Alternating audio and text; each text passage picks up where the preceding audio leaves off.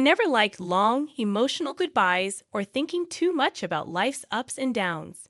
I'm Amelia, 35 years old, a manager. That's all you need to know. I stood there with my suitcase, sweating, feeling the weight of each step as I made my not-so-graceful exit. At the bottom of the stairs, Jeremy smirked at me, thinking I couldn't make it without his money. Linda, always making snide remarks, sat on the couch like she was queen of the world. And Zoe, the new girl, looked uncomfortable, sitting so stiffly. I packed my things, trying to stay calm, but it felt strange to be so ordinary at what felt like the end of everything. Jeremy teased me, asking where my tears were, thinking I was miserable. But I wasn't having it. Linda suggested we have dinner together one last time, daring me to break. The idea seemed crazy. Why would I dine with my ex and his new arm candy? But I couldn't resist the chance to show them I wasn't leaving as a defeated wife. So I surprised everyone and said yes. Zoe looked shocked, not expecting me to join them. Jeremy's smirk faded a bit as he offered to get wine, his attempt at being polite. Linda sent Zoe to fetch it, treating her like a child. Poor Zoe, trying so hard to fit in with those high heels and unsure steps. As we sat down to eat, tension filled the room. Linda smirked, taking a jab at my cooking skills. I forced a smile, thanking her and trying to keep calm. Across from me, Jeremy looked uncomfortable, his face turning red. It was going to be a long night. This dinner was more like a chess game than a meal. Every move needed to be calculated if I wanted to leave with my dignity intact. You know, jobs don't just appear out of nowhere. And the last place? Well, they couldn't see a good worker if one smacked them in the face. I couldn't help but chuckle. A good worker, Jay. They practically kicked you out. How much did they say you cost, Em? A couple of thousand? Zoe, with a hint of curiosity, poked at her salad, not really eating. Jeremy tensed up, his grip tightening around his knife. It was blown out of proportion, he said, his jaw clenching. I made a small mistake. Amelia was just an easy target. Being late and missing deadlines suddenly made me the villain. I replied calmly, taking a sip from my glass. Linda jumped in, her voice dripping with false sweetness. Accidents happen, right? But Zoe, dear, you must be careful. Clumsiness can run in the family. Zoe gave a tight-lipped smile, her eyes fixed on her plate. Jeremy desperately tried to change the subject. Let's not dwell on the past. I'm focusing on the future. I leaned back, smirking. Sounds grand, Jay, hopefully. This time the future doesn't have a repeat ending. As an uncomfortable silence settled, Linda cleared her throat, signaling a change of subject. So, any plans after today, dear? Packing up? I glanced around, firm in my resolve. First good night's sleep in months, I reckon, I said, finally putting down my fork. Zoe, eager to contribute, spoke up. Oh, it's nothing much. Just an opening in the admin department. Might be something for you to look at. Surprised, I thanked her. Thanks, Zoe. I might just take a look. The meal continued, tension replaced by mundane chatter. Linda eyed me like a hawk, waiting for another opportunity to strike.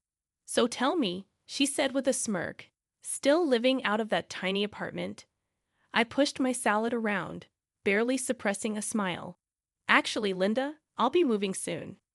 Got a little place closer to work now. It's mine. Jeremy choked on his drink, coughing into his napkin. You, a house? Where'd you get that sort of cash? He sputtered. Well, if you'd bothered to ask me about my life in the past year, I said, cutting into my steak, you'd know about the money Grandma left me. All $700,000 of it. His eyes widened greedily.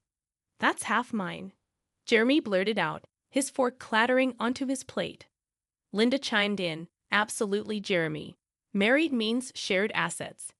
But I leaned back, letting out a laugh. Funny how you'd forget the prenup you shoved in my face. What's mine is mine, and what's yours is yours, wasn't it? So, sitting next to Jeremy with a plate of untouched food, looked at me with a mix of shock and disgust. Poor thing probably didn't sign up for this soap opera. Jeremy's face turned tomato red. That's before I knew you were coming into money, he shouted. I took another bite, savoring not just the meal, but the victory. That's just tough luck, I say, giving him a wink. Zoe's eyes dart between us, clearly regretting her choice for the night. Maybe for more than just tonight. And Jeremy? Well, he's in full tantrum mode now, his napkin thrown down with a dramatic flourish. You know what? This is crap. You can't just. I cut him off.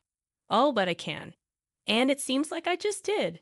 Dinner goes on, and with every petty jab they throw, I parry with the ease of someone with nothing to lose. Because in this tacky dining room with its gaudy chandelier and suffocating small talk, I've never felt freer. After all, there's no place like my own new home, however small and on the other side of town it may be. The sharp scent of roasted chicken mingles with the tang of tension in the air. The dining room feels smaller with every word Linda spits out. And tomorrow? Linda's cheeks flush the same shade as the wine in her glass. I'm calling Mark. You'll be out of a job before you can say unemployment. Everyone at the table could hear the scrape of the knife against the plate as Jeremy cuts into his chicken a little too forcefully. The sound rings out like an alarm, but I can't help it. I start laughing. It bubbles out uncontrollably, a response so absurd against the backdrop of Linda's scowl. What's so funny? Linda practically hisses, her fork hovering midair. Jeremy's eyes are wide like a kid caught with his hand in the cookie jar. The room goes still, ready for the drama to explode. Straightening up, I wipe the corner of my eye, still chuckling. You too? I say, shaking my head. You don't know the half of it. Their gazes are like hooks, waiting for the punchline. 4 months ago, I landed a new job. Head of a department at a big trading company. Paychecks double what I used to make. Silence slams into the room like a wave. Linda's fork drops with a clatter. But it's Jeremy's face I savor. The mix of horror and envy is almost delicious. No, Jeremy finally mutters, his voice a mix of disbelief and resentment. Yep, I pop the pea like bubblegum. And as for calling in favors, I don't need your connections anymore. Then, as if on cue, the doorbell rings. That'll be the movers, I say, shoving my chair back. The screech of its legs against the floor is a fitting soundtrack to Linda's dropped jaw. I saunter to the door, heart pounding but free. Opening it, there they are, a couple of burly guys with Hank's Moving Company stitched on their caps. We're here for your stuff, one of them says, more stating than questioning. Yep, everything that belongs to me that I acquired even before I got involved with my hubby. I say, hitching a thumb toward the dining room where my soon-to-be ex-life was crumbling. The mover shrugs and shuffles by, heading straight for the dining room. Their heavy boots thud on the hardwood, every step a nail in the coffin of this uncomfortable evening. Linda is standing now, her napkin forgotten on her plate. You can't do this, she says, but the bite is gone from her voice. Oh, but I am. There was a sense of joy saying that out loud. Watching her struggle for words, Jeremy was hunched at the table, his face buried in his palms, the lines of his back tight like a strong bow. Come on, don't do this, not the sofa. Remember our movie nights? His voice was a soft plea, a distant echo from a time that felt like a different life. I shook my head firmly. The sofa's mine. Jay bought it with my own cash, and you know it. Turning to the movers, I pointed at the bulky behemoth of a couch. That thing needs to go first. Careful with it, it's pricier than it looks. Zoe sat frozen, her eyes wide like saucers. She looked like she wanted to melt into the woodwork. Linda was still shaking her head, her lips pressed into a thin line. You're cleaning us out, girl. What are we supposed to sit on? The floor. Should have thought of that before Jeremy decided to play house with Miss Sunshine here. I didn't bother hiding the bitterness as I swept my hand towards Zoe. The movers were a symphony of grunts and commands, hefting up my furniture with practiced ease. The TV came off the wall with a pop. The dining table was dismantled with a clatter. And even the damn washing machine was unhooked with a series of clangs and splashes. Jeremy finally stood up, pushing away from the table. You think you've won. His voice wobbled with anger, his nostrils flaring. Checkmate. I quipped, heading back towards the kitchen. Plates of uneaten food gazed up at me as I grabbed a bottle of soda, popping the cap and taking a swig. It wasn't champagne, but the fizz tasted like victory. The movers began hauling boxes, the heavy sound of cardboard thumping against the front door as they passed in and out. I walked back into the dining room, grabbing a few last personal items, a picture frame, a ceramic cat Jeremy always hated, and my favorite mug. All right, but the car too? Jeremy stood up, his face flushed a deep red. You can't be serious. How am I supposed to get to work? I fished the car keys from my pocket, twirling them around my finger. You shouldn't have read the fine print, baby. That car's in my name. I tossed the keys to one of the movers. Park it outside my new place, will you? By the time we were done, the house was as bare as a skeleton, stripped clean. Linda sat on the hardwood floor, her back against the wall, while Jeremy stared through the gaping space where the TV once was. And before I turned to leave, with one last look at the shell of our shared past, I said, "You should thank me, really. It's not every day you get a fresh start, free from all the old junk." Linda was fuming, her hands clenched into fists that kept opening and closing. "You're nothing without this family," she spat out, every word a poison dart. Funny thing was, I felt lighter than I had in years. I looked at her, at Jeremy, at the life I was leaving behind. Jeremy watched me, eyes reading his chest heaving like he was running out of air. Greed, anger, regret. They were written all over him. And I knew, even as I turned my back on that chapter, I would never forget that look. Escaping the clamor of Jeremy's house, I breathed deep. The cool air was a slap to my skin, a wake-up call. I was free, but Jeremy wasn't going to let go without a fight. "You think you've won, huh?" Jeremy's voice came from behind the door. "You'll regret this, mark my words. You'll end up just an old hag with a bunch of cats." I could hear the anger boiling in his veins. I didn't care. Done was done, and I was out of there. I was nearly at my car when the front door burst open again. There was Jeremy, red-faced and pompous. "You know, I've got Zoe now. She's half your age and twice as hot." His barb was meant to wound, but it missed its mark, because right then Zoe herself appeared, flinging Jeremy's arm off her like it was a filthy rag. "Keep dreaming, Jay," she snapped. She didn't even glance my way as she stomped down the steps, fury in her heels. She was done playing the pretty little girlfriend prop.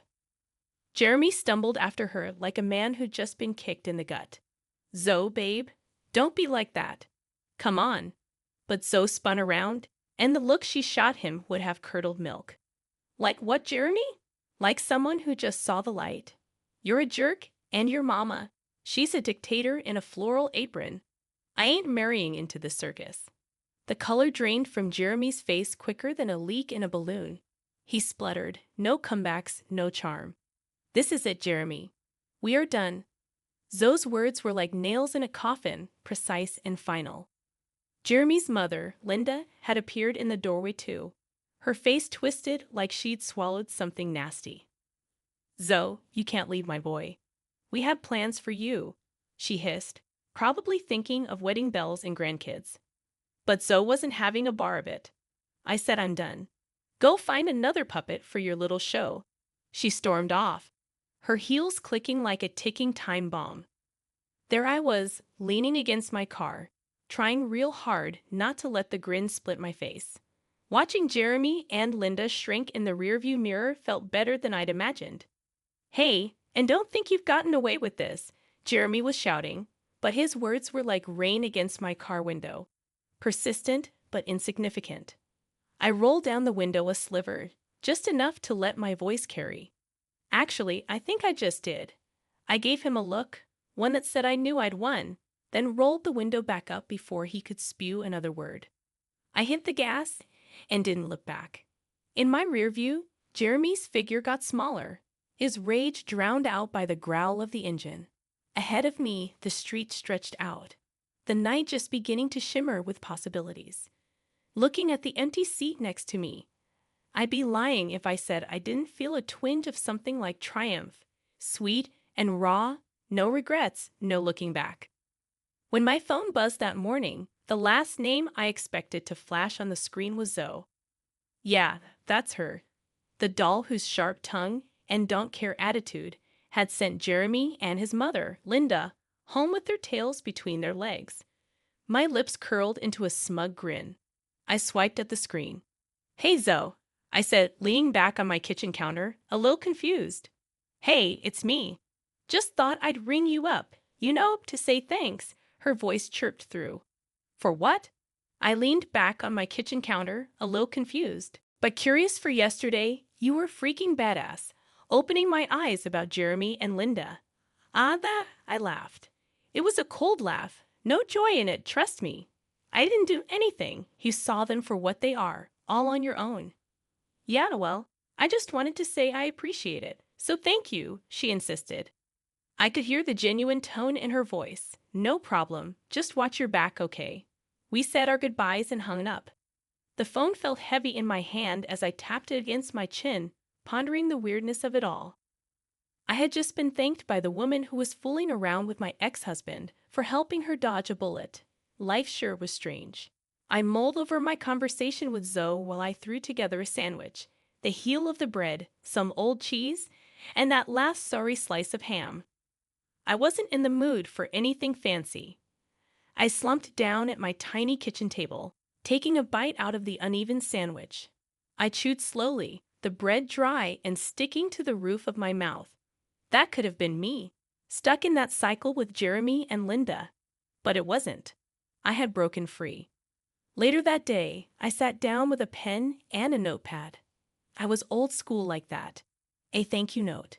Never thought I'd write one of those to my ex's side chick, but here we were. I scribbled quickly, not fussing over the words, just letting them spill out raw. And I told Zoe she was welcome, that she was better off now, even if it didn't seem like it yet. I told her to keep her head high and to never let some two-timing jerk and his manipulative mom tell her who she was. And I signed it simply, with no flares or niceties. The note was brief, to the point. It was enough. I sealed it in an old envelope I found in a drawer, grabbed my keys, and headed out. I dropped the letter in the mailbox. No need for face-to-face. The words said it all. Walking back to my apartment, I kicked at a stray pebble. Life had given me lemons, and I didn't make lemonade. I threw those lemons back hard, and now I was helping others do the same. I had made peace with my past, with Jeremy, and surprisingly, I had made peace with Zoe too. The world kept turning, bizarre as it was, but at least for today, it was turning in my favor. The lawyer had one of them smirks when he handed me the last paper. It's all yours now, he said, loud enough for Jeremy to hear across the room. Nice doing business with you, I said, rolling my eyes a bit as I took the paperwork. The ink felt fresh and symbolic, the full stop at the end of a long, dragged-out story. Jeremy didn't say nothing. He just stood there, looking like someone had taken the ground from under him, probably realizing his mom's plan had backfired. Linda, she had a face like thunder, her lips thin like she'd been sucking on lemons. Can you believe this? After everything I did, Linda's voice trailed off into a sort of hiss. I didn't answer, just clutched my papers a bit tighter as I walked out of the courthouse building and into my little car, that old thing that survived the marriage far better than I did. I caught Linda's eye. She was staring at me from her big shiny car, probably feeling her age and her mistakes. You got what you wanted, huh? Jeremy puffed out as he caught up with me, his hands shoved deep into his pockets, shoulders hunched. I turned to him, the feeling of being finally free making me bold. No, Jeremy, I got what I deserved. There's a difference. My phone beeped, a message from Stella, a friend who'd stuck by me like glue. Drinks tonight? She asked. I couldn't help but smile. Stella got it. Hell yes, I texted back, slipping into the driver's seat.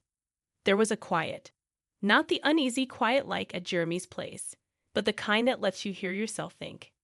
As the engine came to life with a familiar rattle, I felt something twist in my stomach. Excitement, nerves. My new home felt different now. I stepped inside, the echo of my footsteps the only welcome, but it was enough. My eyes roamed over the place. It was a mess of boxes and furniture that had seen better days, but it was mine. I spent the next few hours moving stuff around, unpacking, and tossing what I didn't need. I made room, my room, a space that felt more like me by the minute. Next day, I drove to work. Work was the kind of busy that kept thoughts at bay and made the day fly by. At lunch, the girls were all ears. "You okay, Jess?" the office gossip asked, her eyes all concern and curiosity. "Better than okay," I answered, with no shadow of a lie. The drive home was meditative. The road stretched like my future. Uncertain, yeah, but mine all the same. That night, Stella and I hit the bar. It was loud and full, just like life should be. We tossed back drinks and threw our heads back with laughter that drew looks to new beginnings. Stella said, holding up her glass, "To tomorrow." "To tomorrow," I replied, and we drank to that. Tomorrow and the day after, and all the days to follow. Because that's the thing about tomorrow. It's always on its way. And now, so was I, ready for whatever the hell it decided to bring.